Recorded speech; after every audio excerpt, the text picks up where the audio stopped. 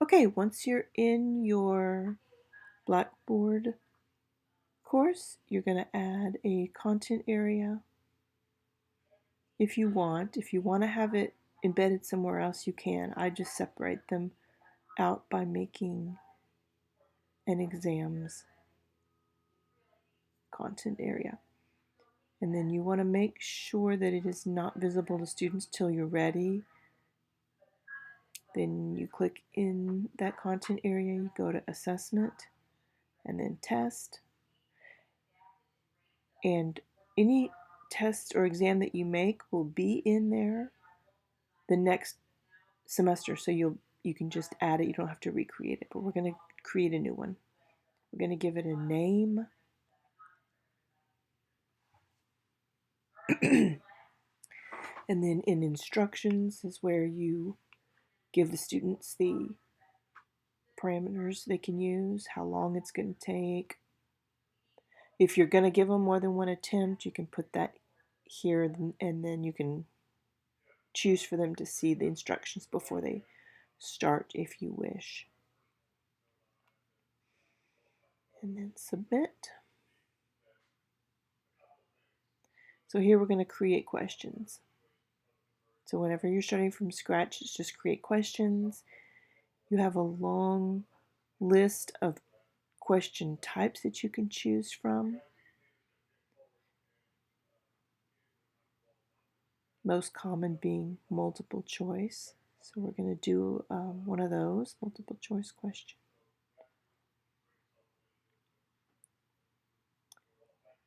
So in question text, you write the question.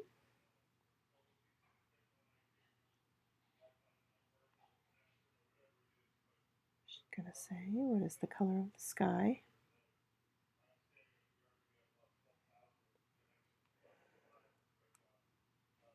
And then you've got some options here. How to number the answers. I usually do ABC. You can choose what you want. Do you want them to show vertically or horizontally? You can allow partial credit if you've got a multiple answer situation. And then how many answers do you want to give them to choose from? You can just choose that there. And if you want less than 4, you just have to go in and remove the ones because 4 is the default. The little blue dot is going to be next to the correct answer. So once you write in your correct answer, you want to make sure you move that blue dot.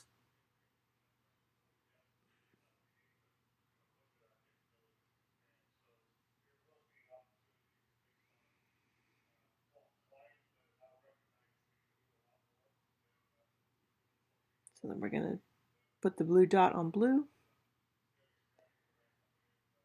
And we're going to submit. That is a multiple choice question. So let's do one more type.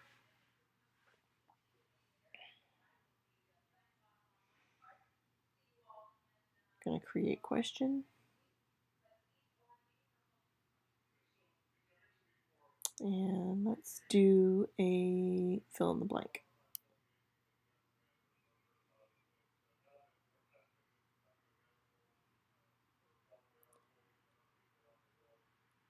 So we're going to ask the sky is blank and the clouds are blank.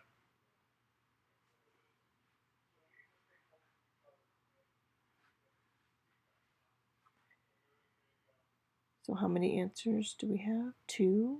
So you could see you could make a rather difficult question like this with lots of fill in the blank. You also have to be careful. The system will only score it exactly as you put these answers in.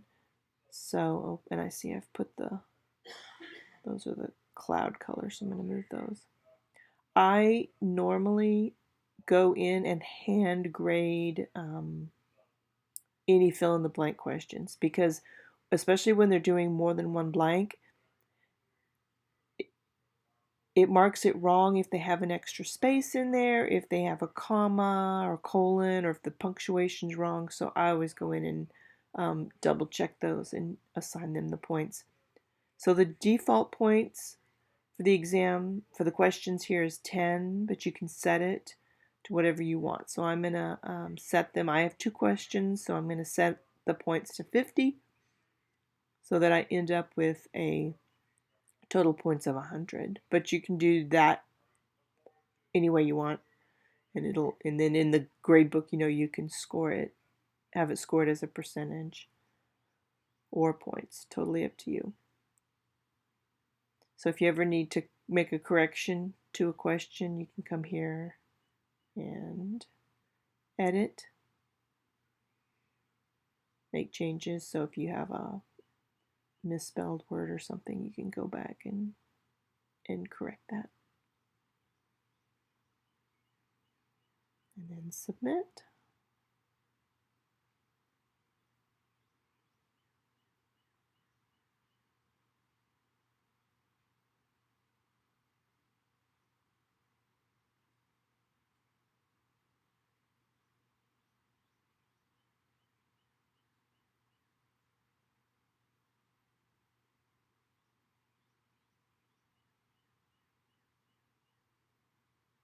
So there's your exam. Then we're going to hit OK.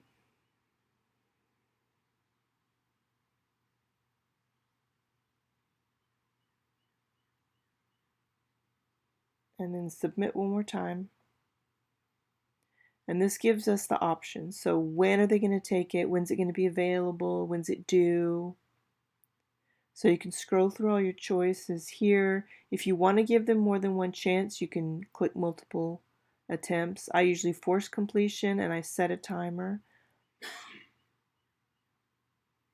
And then when do you want it to show up and when do you want it to close?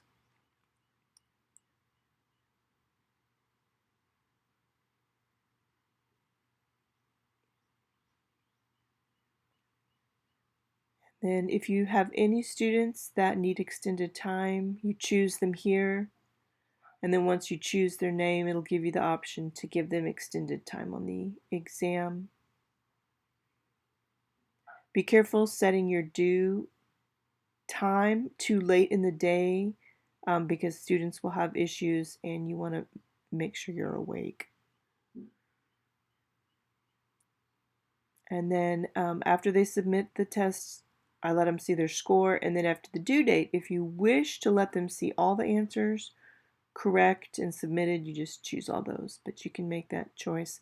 You can either have the exam show them all the questions at once, or you can do them one at a time so they can't backtrack. Then you probably don't have this button here. This is Proctorio. So this is if you want it proctored, you have to download the Chrome extension. Once you do that, you'll have this button. I use the basic exam settings, and this provides you with a video of them taking the exam after the fact. So I'm going to uncheck that. When you've got your settings done, you hit submit, and there you have your exam. But you see it's grade because I don't have it available for students yet. So there's 2 places where you need to make sure you have it available for the students. So inside the exam settings, so here I'm going to edit the options. Then you need to click this button here. That's to show them the instructions before they start, and then make available to students. You need to have that clicked yes, but they still can't see it if the content area is not visible to them. So there's 2 places where you'll need to make sure they have it available. And then when you're ready for them to see it, make the content area visible and click.